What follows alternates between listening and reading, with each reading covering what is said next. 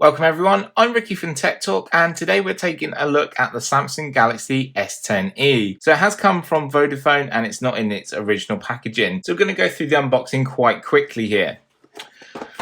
So inside here we should have our device, hopefully.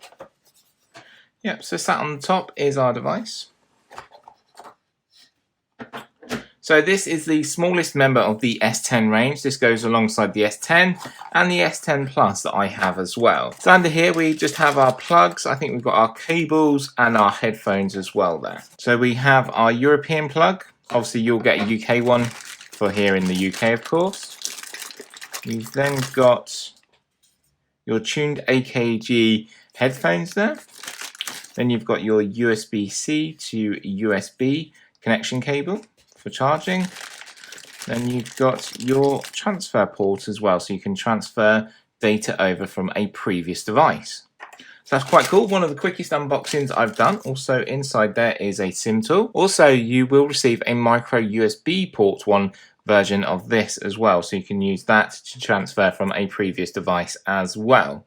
Like I said, it's nice to have the headphones and the cable, but that's really good to have them. But our main thing is all about the S10e. It does have dual camera. Let's power it on. The fingerprint sensor is built into the actual power button here. So the electrostatic fingerprint sensor, that's their name, it's calling it. It comes in 5 different colors. You've got prism white, prism black, prism green, prism blue, and canary yellow.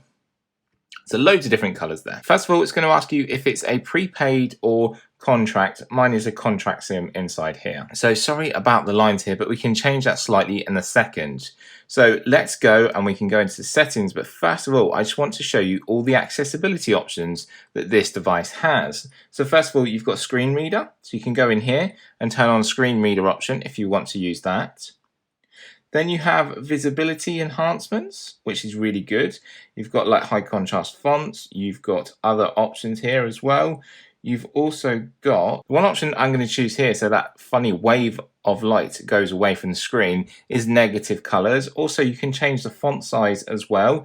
You've got magnification window. You've got font size and style. So I can just make it a little bit bigger here, and that will help then when I read through the menu setup as well. So let's go through that now. Let's go all the way back, but again, such great amount of settings built in right at the beginning. It's such a good thing to see, and congratulations to Samsung that always provide that. So let's go, let's get started. So check out some info and get started. So these are going to be your terms and conditions.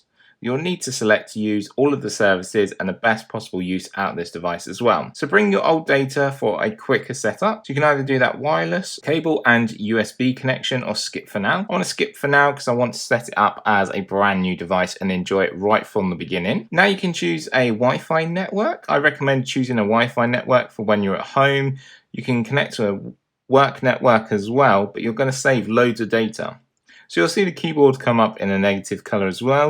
And what you need to do is input your password here. So then it's going to ask you to sign in with your Google account. And I recommend you do that so you can use all the apps and all the services that Google give to these devices via the Android platform. If you do not have a Google account, you can then create one, or you can skip here as well. So I'm just going to sign into mine now. Then you move on to terms of service, and you need to agree to these to use all the services that Google offer. Then it says choose from a backup. I don't want to, I'm going to skip. So next up is about protecting our device, and this device offers a load of different features to choose from. So first of all, you have face recognition thanks to the Infinity O display that you're going to find on the Samsung S10e. You have a fingerprint sensor thanks to that electrostatic fingerprint sensor built into the power button. You can also use a pattern, PIN, password, or not now. So what we're going to do is a fingerprint because it is a new design that we haven't seen. Then it's going to ask for a PIN, pattern, or password as an extra security backup. So it's just telling you how to scan your fingerprint here. Just make sure your finger is clean and the sensor is clean as well. You don't actually have to press the button here. You just raise. So make sure you move it around and get a full scan now. So what we're going to do is do the extra side. So sort of bend your thumb in or your finger and do sides and do the bottom. So it will get all of your fingerprint fingerprint in there, and you can add more fingers if you so want to. Next up is Google services and which services you want to use. So the only one I turn up is the back off because there's too many devices on my network. The rest of them I use as I want to get to know everything in the device. So review additional apps. These applications are going to be installed. So we're going to go next and OK. So if you have any of the S10 range, please let me know what do you like and why did you choose a certain model. As you know, I have the S10 Plus and I really wanted to look at the S10e to see what the comparisons are. Then it's going to ask you to sign in with your Samsung account. I don't actually know this off by heart, so I'm going to press skip here and then actually log in a little bit later. I can tell everything I'm going to miss.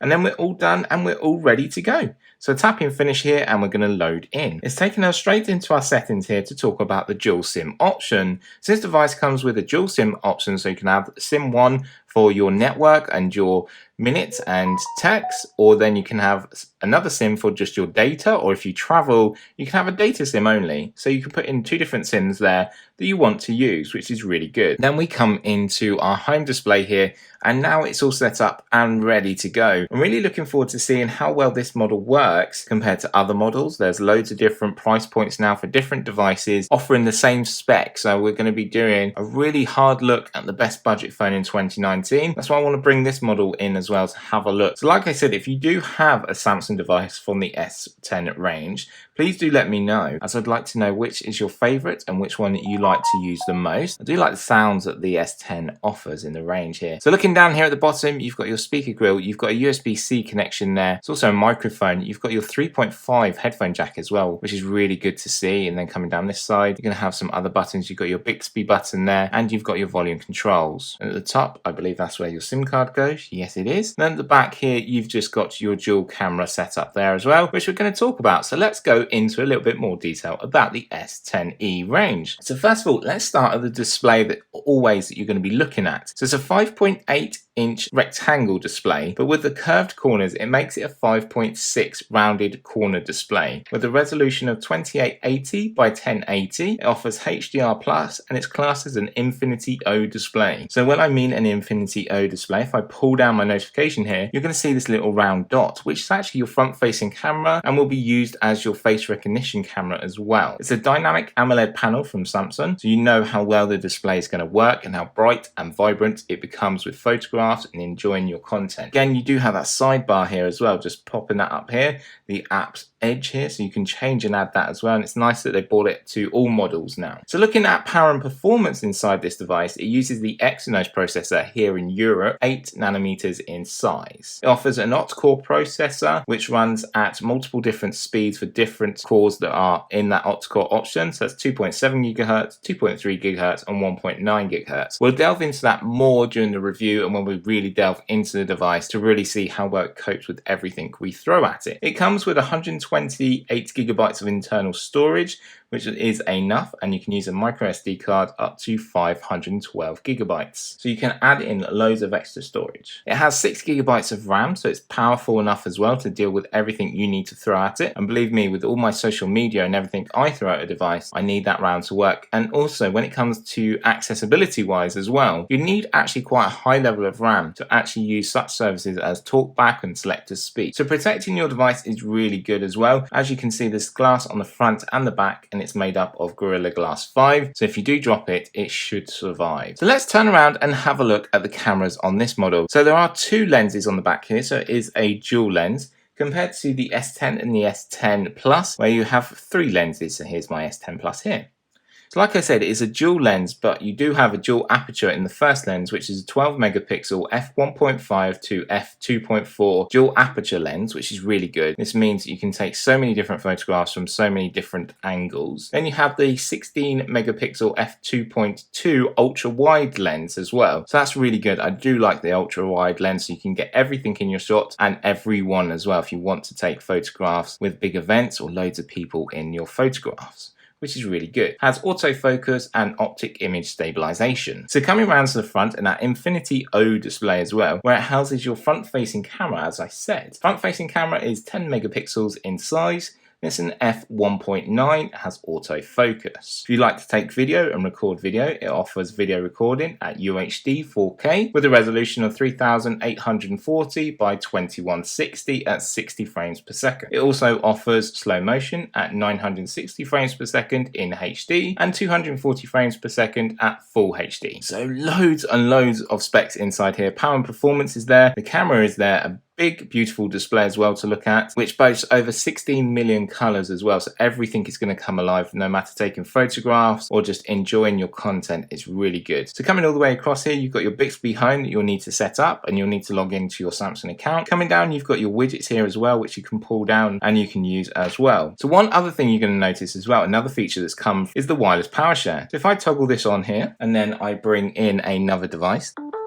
there we go. You can see that's beginning then to actually wirelessly charge my S10 Plus as well, which is really good. But loads of features here to use. I've put the screen on the full brightness so I can show that off as well. Very clear and very usable as well, thanks to One UI and Android 9 as well. You have your notification area, and there we go. It's just talking about the wireless power share there option that's available. So with using all them cameras and using the beautiful display on here as well, you need to know about your battery life, and the battery life is 3100 millionth hour. Like I said, it uses USB-C, so it's going to charge up really quick. It also has fast wireless charging 2.0 as well. It also offers that wireless power share as well, so that's a really good added feature. But with 3100 millionth hour battery, it should last you all day, and we're going to be testing that out as well. So the Samsung S10e is all set up and ready to use. I've done a quick unboxing for you. If you have any questions or any queries, drop a comment down below. I will bring in my S10 Plus here just as a size comparison, and you can see the size comparison there as well. Obviously, if I turn it around to the side as well, I do have a very thin case on it here, but you can see the size comparison. We will be doing more comparisons though for you, so we can see how well it works and how well